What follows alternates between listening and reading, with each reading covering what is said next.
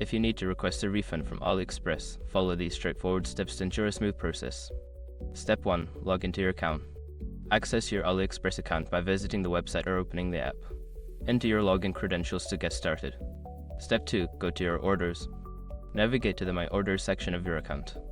Here, you will find a list of all your recent purchases. Step 3. Select the order. Locate the order for which you want a refund. Click on the order to view its details and options available for that specific purchase. Step 4. Request a refund. Look for the Open Dispute or Request Refund button.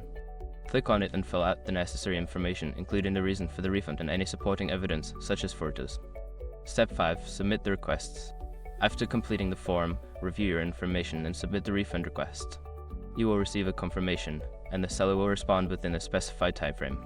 Once you have submitted your request, keep an eye on your email for updates regarding your refund status. Following these steps will help you navigate the refund process on AliExpress effectively.